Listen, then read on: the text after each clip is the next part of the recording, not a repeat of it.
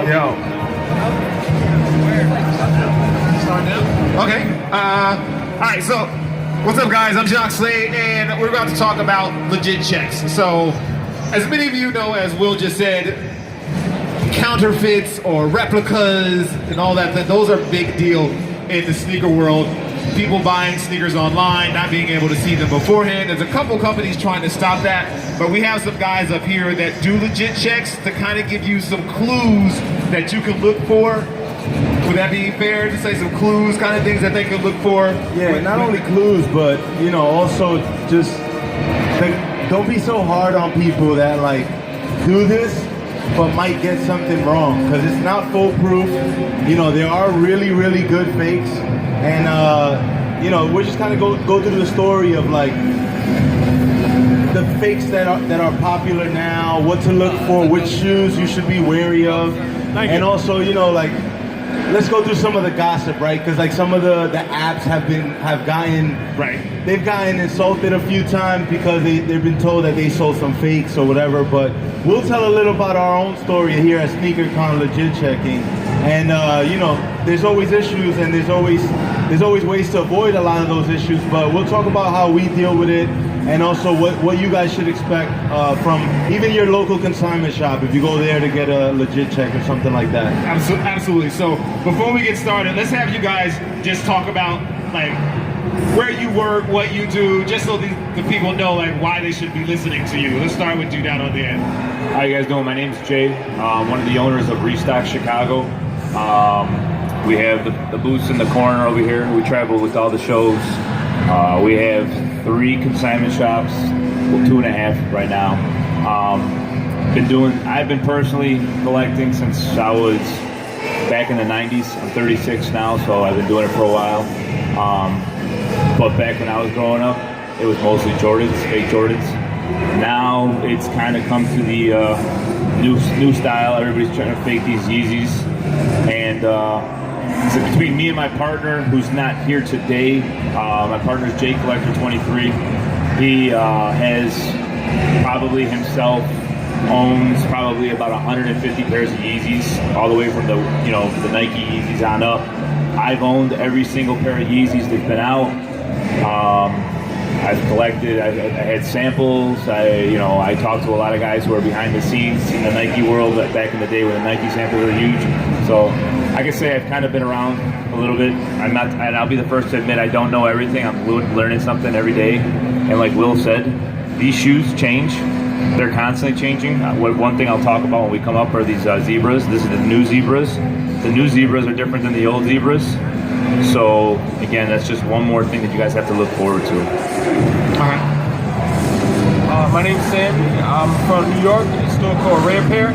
I've been personally selling sneakers collecting sneakers for a long time, since I was a kid, and it's hard to really tell the difference between reals and fakes now for people that don't do this every day when it comes to the Adidas, because the factories are making them really, really good. And it might come down to just a matter of stitching to tell if it's fake or real. Usually with Nikes, there was a bunch of factors to look for. But with the Adidas, there was a bunch of factors early on, like with the box, with the boost. Now they're getting the boost right, they're getting the stitching right, they're getting the boxes right. Sometimes it's a matter of finding the flaw, so it's not foolproof like he said. Most time with Nikes, you could give like a definitive way to tell if something's real or fake. But with the Adidas, it's not that easy nowadays. They're evolving every single day, every single month. They're making advances in making fake sneakers, so it's not easy. I mean, I'm over here at the authentication table now, and we found a few fakes, and I'm learning every day new stuff. As far as there's a whole bunch of different ways you can tell, as far as like stitching in the sides of the back tabs. The stitching that goes around the rim, that goes around like the whole border of the top of the shoe. Those are like pretty foolproof ways to check. Only if everything else matches up as not being good also. Like you can't just say there's a flaw in the stitching on the top and say, oh, because of that it's fake. No, it has to be multiple things. One thing could just be a factory defect. We just had a cream, or was it a zebra, that had a double stamp on the inside where it says Adidas Yeezy on the insole. They said it twice, but they were real. So I mean, that's just some of the type of ways you could. It's hard. I'm just saying. Yeah. All right. And so give us some credits. Let them know why they should listen to you. The credits. Well, you know, I do productions for SneakerCon, help put a lot of this together. But before then, I've been buying shoes for over 20 years. And I've been buying and selling shoes for over 10 years. So I've had a lot of rare shoes to go through my hands. I used to photograph shoes, do product photography for resale sites. And because of the photography, I used to really zoom in. When I used to do the Photoshop editing, I used to really zoom in and look at those fine details, the stitching and things like that. And then we started the Legit Check program at SneakerCon probably 4 years ago. And I spent the first 2 years legit checking, just going through all of the shoes that were coming. And that was a time when it was shifting. You know, the Turtle Doves and the 750s came out, what, in 2015? Yeah. So that's already been 2 years of Yeezys with Adidas. So, you know, when I started, that was when that shift was happening. And I got to see a lot of the difficulties that came about with this brand who was bringing in this boost material and these new designs that we were used to, like legit checking Jordan 1s and Jordan 11s. Those were like the most common. But then Adidas came through with all these NMDs and these Yeezys, and it just changed the whole legit check game because the market changed. You know, 80% of what's here is like Adidas shoes. So it's not so much about, you know, looking at the Jordan shoes that we're used to or were classics, and we already knew, like, you know, Jordan 11s, the carbon fiber, tap on it, you know, smell it for that smell. Now it's completely different with these Adidas shoes. So, you know, we're continuously learning. We do this every day, like he said, and that's why we're up here. You know, we're trying to help you guys also gain some insight in how to avoid when you do a meetup in your hometown, you know, getting scammed by somebody with some fakes. Sometimes that person might not even know that they bought fakes, and they're selling them to someone else. So there's a lot of issues, but you always should seek help. Go to places that you know sneakerheads reside at, consignment shops, for example. Even at the mall, you might see somebody who's wearing a really dope pair. Be like, hey man, I'm doing a meetup. Like, yo, this is a culture. Everybody here is here for the love. So you ask anybody, they're not gonna want you to get scammed for some fakes. So they're gonna give you the truth. They're gonna give you their opinion. So always seek help. That's the number one thing. Absolutely. And just so you guys know, like, fakes aren't a new thing that just came with Adidas and Yeezy. I know a lot of you are just starting to get into sneakers because of Kanye or because of NMDs or because of Ultra Boost. It's not just a new thing. Like, this stuff goes back years and years. Like, Air Force Ones used to be a lot of fake Air Force Ones, or Uptowns as they call them in New York. I'm from LA, so we just call them Air Force Ones. But the Uptowns were a big fake. So don't think that it's something new that's just happening now. So be rest assured that, like, there's a whole industry that's trying to trick you when it comes to these sneakers. Yeah. So let's kind of go down the line, and each of you just give one thing that you look for when it comes to a fake shoe. Like, what's one thing that you can generally kind of count on when it comes to being fake? Not that it's going to be there every time, but just one thing. I can say one real fast thing. I mean, if someone comes up to you, and this is obviously now the price has dropped. They're $500-600. But when they were going for $1,200, $1,300, and someone comes up to you and says, "Yo, I want to sell you this, Zebra," and you're like, "How much?" "Man, I'll give you a crazy dope steal, $600-700. Red flag, it's fake. It's it. I don't care whose man is, whose boy it is, whatever the case may be. I always tell everyone, when it's too good to be true, it's too good to be true. Because not probably is. It is. Because I have family members. I mean, everybody's got boys. You can imagine. I own a consignment shop. I have 1,000 pairs of Yeezys at my shop. Everyone's my boy all of a sudden. I got family with family and family. Yo, can I get this? And I tell them the same thing. The price is the price. I can't sell it for less, because of the fact that if I sell it to less for all my boys, I'll never have a business. So if I'm not even willing to sell it to my family for, that type of a steal, $400, $500, $600 off, what makes you think some random person who barely knows you is gonna hook you up? And so I'll tell you, that's the only thing I can tell you right now that's always a red flag. I don't think I've ever come across anybody giving anybody some crazy fan price, love price, whatever you want to call it, and it being a legit pair of shoes. Everything else, it changes. Like I was talking about, what was fake on the first pairs is now different on the second pair of these Zebras. What's fake on these Belugas is different on the Creams. Everything's constantly evolving, everything's constantly changing. The fakes of the Creams that came out 1 month after are different than the fakes of the Cream that came out 6 months after. What happens is, just like things get better with the shoes, with the Adidas, try to make their shoe better, the fakes do the same thing. The fakes go around, you guys, I don't want to like advocate or throw anybody under the bus, but a lot of times these people that are trying to point out fakes online and on these things, all these people pointing out flaws, who do you think's watching that? The people producing the fakes. They go out there and they see, oh, okay, that's a flaw, that's a flaw, that's a flaw. All right, round 2, let's make a fresh batch. Let's make a better fake. And that's all that's happening. That's why things constantly change with Adidas and with Nike. They constantly change. Not every single pair of V2 is the same. Not every, one thing I could point out, a big difference is on these V2s. So first of all, on the Zebras, the second ones have a different shape than the first ones. Completely, it's a different shape. The bottom is not as, the bottom is also, on the original pairs, it wasn't as, I can call it creamy or yellow, as the second pair. The big thing inside on this tag, it's really hard to see, but on these size tags, on the second pair, right above the QR code, it's literally one dot. It's one tiny dot. That dot on the first pairs was right in the center of the QR code. On the second pair, it's moved over to the right side of the QR code, so right above. I can show you guys, but literally, unless you sit there and inspect it, like right up in your face, you're not going to notice it. And those are things most people aren't going to look at. They're going to look at it and they're going to overlook that one tiny dot. It's literally one, like it's not even a millimeter. But again, those are things you have to look at, and I look at. I mean, in the beginning, the first pairs were easy to tell because you put them under a black light and you could tell they weren't fake. Now they all, even the fake ones, glow just like the real pairs. So, I mean, I'm here talking about Yeezy just because that's what everybody wants. I mean, I'll talk about Jordans if you want, but Jordans are so easy to tell fakes on now. It's because the quality control is horrible on them. These shoes perfected. Like literally perfected, unless you have a real pair next to it. And the only reason I can tell you I know is, and even I make mistakes, is because I literally handled thousands and thousands of these shoes.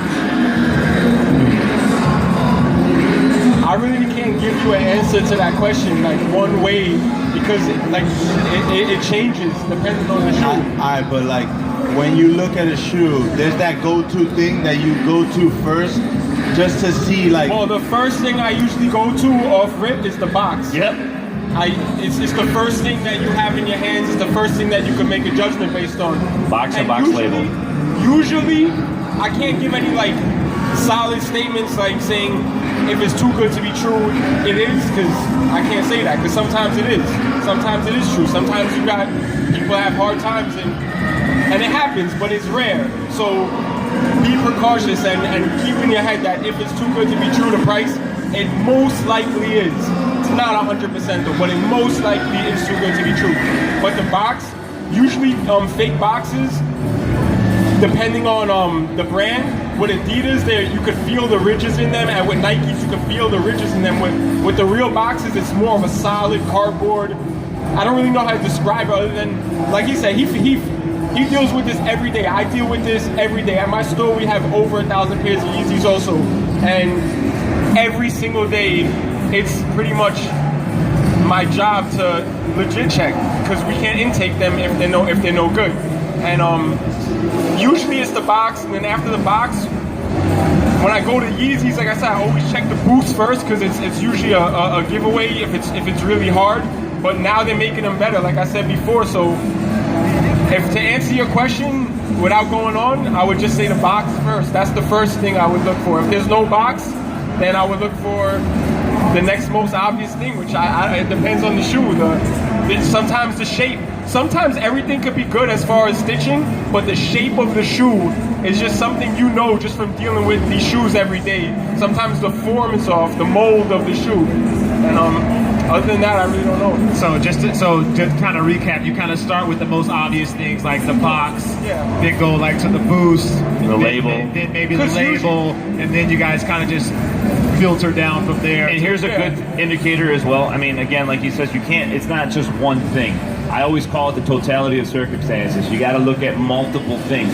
You start looking at it. Okay, the box is off, but okay, it could be maybe just a bad box.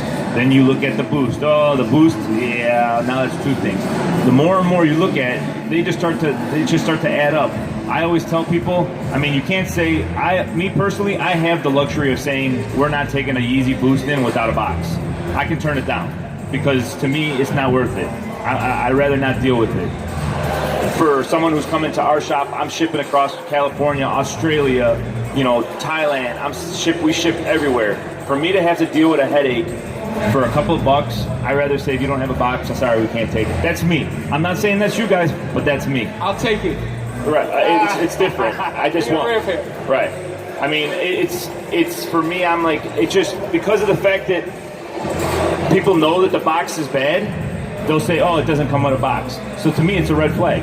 It may not. It may be a perfectly good pair of shoes. I have no problem telling people if I look at a shoe, I can't tell.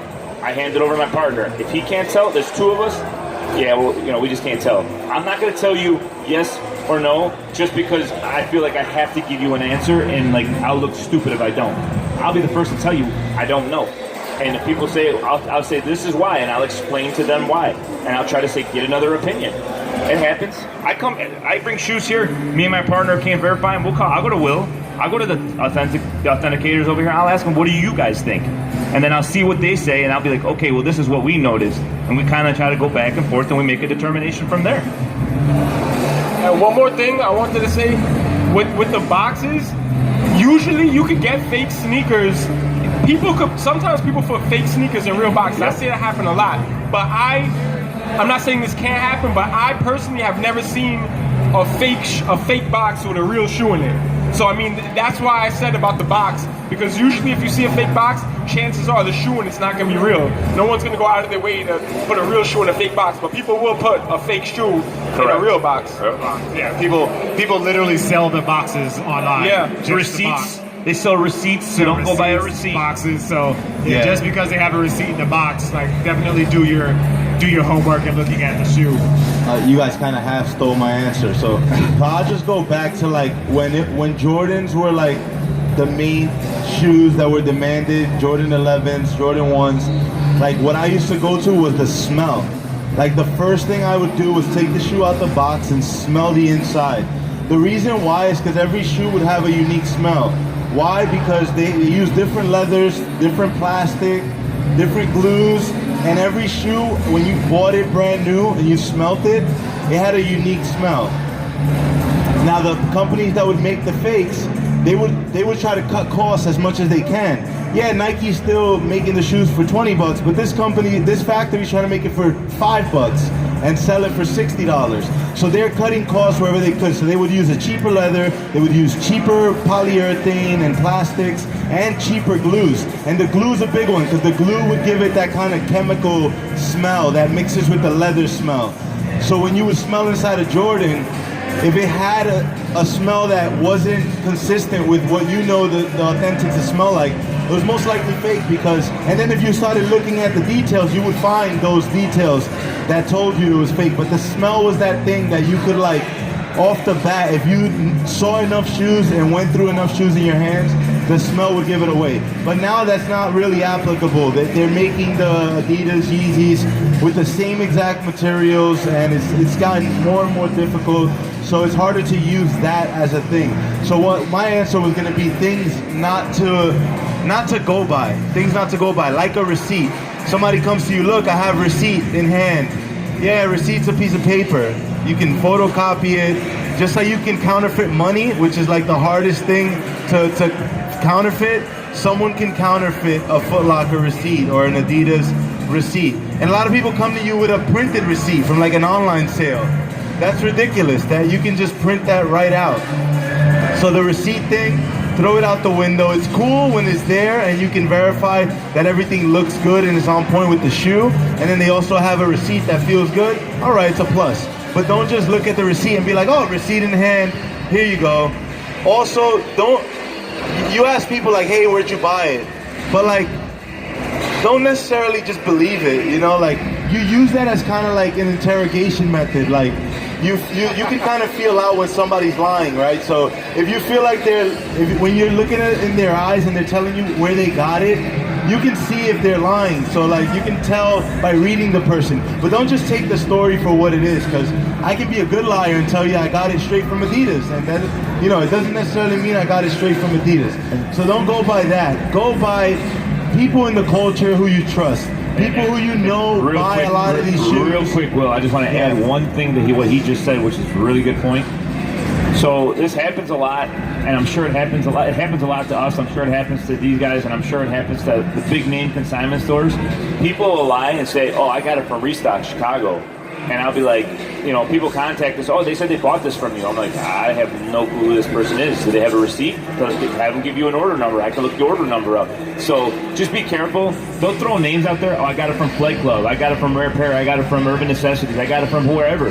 Don't name these names out there, because to you, the people who are in the culture, oh, they got it from this place. They got to be legit. And then, like, half the time I'll be like, no, they didn't buy it from us. I have no clue. This person, never seen it. I didn't sell this today. I haven't sold that size in a week, or whatever the case may be. Obviously, it's just one more thing to look out for. I just had to add that to Will. Yeah, so I would just say don't just go by those things. There's certain things that you shouldn't just go by. And if you find a video online or somebody doing a comparison of a fake and a real pair, don't go 100% off of that either. Because chances are that was posted months ago, and there's already a new batch of fakes that doesn't apply for it anymore. So, you know, come to events, go to consignment shops, see the pairs that they're getting in hand. You know, you can go to any of our vendors and one of them might have a fake pair, but they might not even know it. But if you look at 100 vendors and you're looking at the same shoe over and over again, you're gonna start to see the consistencies and what you should be looking for. So go to a place like SneakerCon, go to a consignment shop where they're getting a lot of these pairs, and that's where you should like be doing your homework. That's where you should be asking your questions. And sure, some of them are stuck up, they won't even help you, but for the most part, everybody's a part of this culture. Nobody wants to see somebody else get scammed. So we're willing to help, you know, especially when you're young kids who are just getting into it, you know, and we know that you can be easily scammed. We wouldn't have wanted to get scammed when we were his age. I don't know how, he's probably 11 or 12 years old. But we wouldn't have wanted to get scammed, so we look at him, we don't want him to get scammed either. So if a kid like him comes asks us a question, we're gonna give him our honest opinion and help him out. So, you know, that's what it's all about. Yeah, so to kind of recap all of this, basically a lot of it is like doing your homework, taking a look at the shoes, and if you're unsure, don't be afraid to ask more questions or have somebody else look at it. I mean, the way I think about it is this way. If I'm gonna buy a pair of shoes from you, and if the shoes are legit real, and I'm like, well, I'm not sure yet, can we go to a shop and have them check them out? If your shoes are real, then you're not gonna have a problem with me going to the shop to have them checked out, or us going to the shop to have them check out. Like, take that extra step, because you're spending $1,000, $700, $800. Like, I'm not balling like that, so I'm just not giving that kind of money away. So to take an extra 30 minutes or an extra hour to go to a store and save yourself $800, because if that store says, we're not sure, maybe you just wait on the next I pair. have people legit check our shoes in our store. I don't care. You want to look up a million videos and pictures and do what you want? It don't bother me. I just say no issue at all. Go ahead. I want to say one thing. This is something I've seen for a long time now. I can't really say when it started, but don't ever try to get your shoes legit checked at like Foot Locker or Adidas or Nike. Like, people think that because it's a Nike store or it's a Foot Locker, like, what could be more legit than Foot Locker? What could be more legit than getting your shoes from the Adidas store? Nothing, right? But those people, and this is no offense to anybody that works at Adidas, most of the time, these are just jobs to these people. You can't mix don't ever mistake a real sneakerhead for a person an employee at a employee, sneaker yeah. store. It's two different things.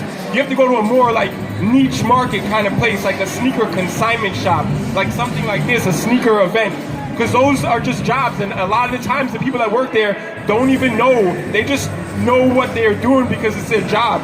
They just know that it's Saturday and some white Yeezy 350s come out. They don't know that they're called the Creams or they don't know that the Ultra Boost that just came out are called the Tech Rust Ultra Boost 3.0. They just know some Ultra Boost with like some bronze midsole. Like, you have to bring it to some real specific type of people that are more than just employees at a sneaker store. I have to do with someone that really has a passion for sneakers if you're going to try to get something, an answer that holds some sort of value. Because I've been in Foot Lockers and Foot Actions when people have brought sneakers in there to legit check, and the people at the store answering them, and they're giving them completely false and wrong ways to tell or answers, just straight out saying they're fake when they're not. I see it all the time. I see people that know what they're talking about saying that, like a lot, he said before, a lot of those YouTube videos, they're saying stuff, they're misleading so many people, they're pointing out things that are not ways to tell. Like, those are just things that could be factory flaws and not necessarily make it a fake. But the reason why I just said this is about the store thing. People, employees at Nike or Foot Locker, those are not really the people to ask unless you specifically know one of them is like a real sneakerhead. Yeah, absolutely. With more than anything, I think you guys have heard up here is seeking out what in the business world they call a subject matter expert, or somebody that's a part of the culture. So I would say definitely seek out someone that you know is in the world of sneakers as opposed to someone that works somewhere, which goes along to what you were saying. Does anyone out there have questions they want to ask about fakes or the unauthorized? No, you guys are answering the questions, not me. I'm just here to be pretty. My question is, what do you guys do after someone gets scammed? So a lot of times, I'm a teacher, and I've had kids at my school who've gotten scammed. They pay like $800 for Yeezys and they're fake. They don't know what to do after the fact. It's one of those things where, like, I can speak on what I know.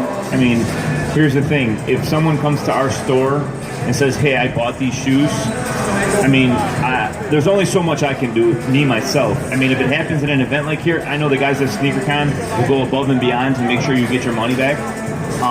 They literally will do everything they can, prosecute, blah, blah, blah.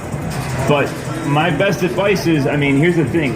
You get scammed for something, if you take it to the police, a lot of the police are going to be like, well, what do you want us to do type thing, you know? It's like, you know, it sucks, but it's kind of like you're almost like just got to take the L, like people say, and just kind of like do your own thing. I mean, I will personally try to help out as much as I personally can, but at the end of the day, and it's not to be rude or ignorant, it's just I have so much on my plate that to help out above and beyond, maybe it may take more and more time. I mean, it may be one of those things like, hey, tell the guy to come back to our store, reach out to him. If he doesn't believe you, we'll tell him in front of you the shoes are fake.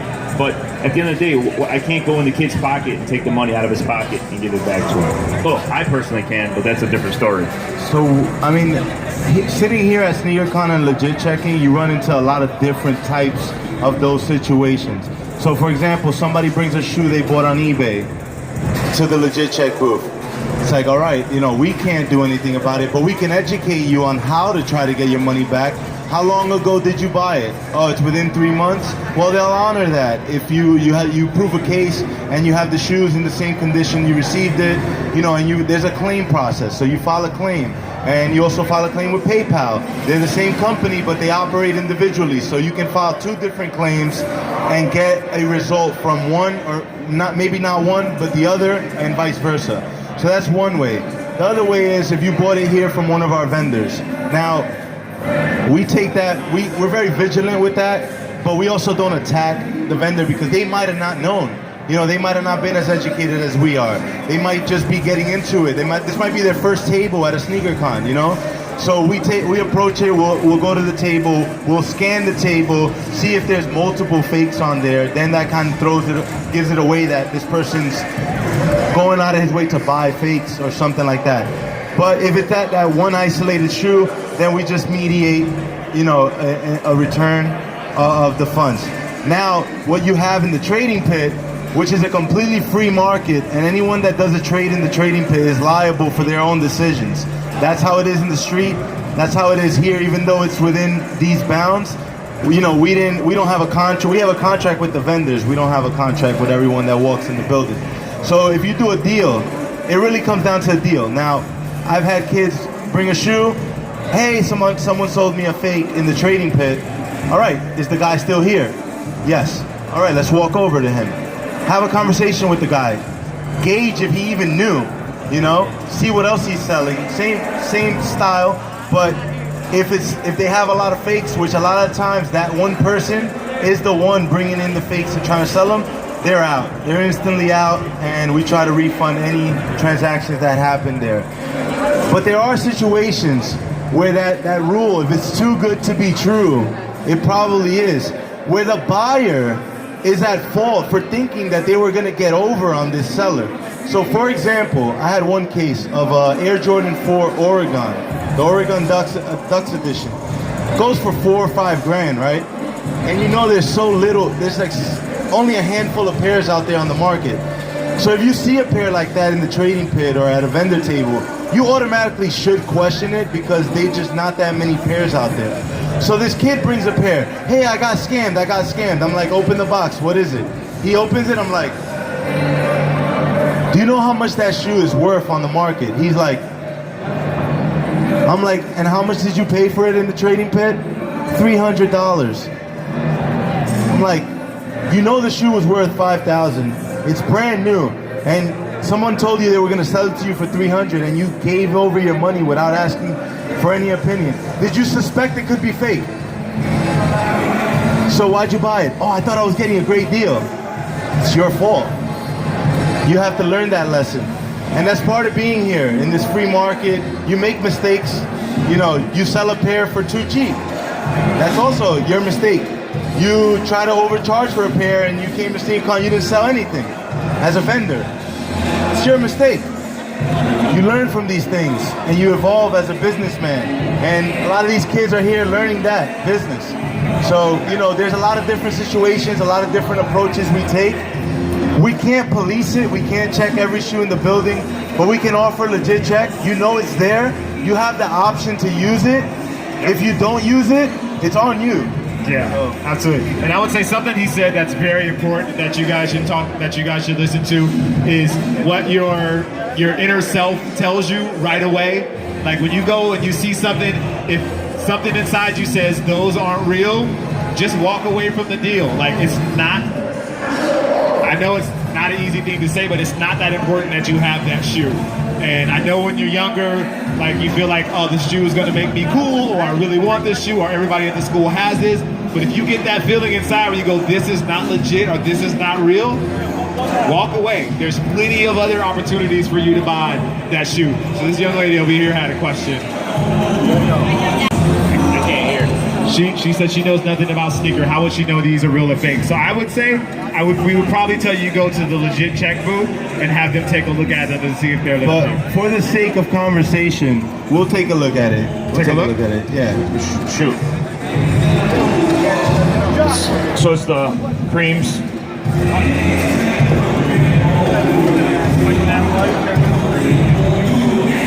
Alright, I got a question. How do you think fakes impact the resale value of sneakers? Good or bad? Or does it depend on the sneaker? Does it depend on the model? How do you think Honestly, that impacts what's going on in here? Honestly, it's bad. It's bad, but they don't increase or lower the demand for real shoes, like for the authentics.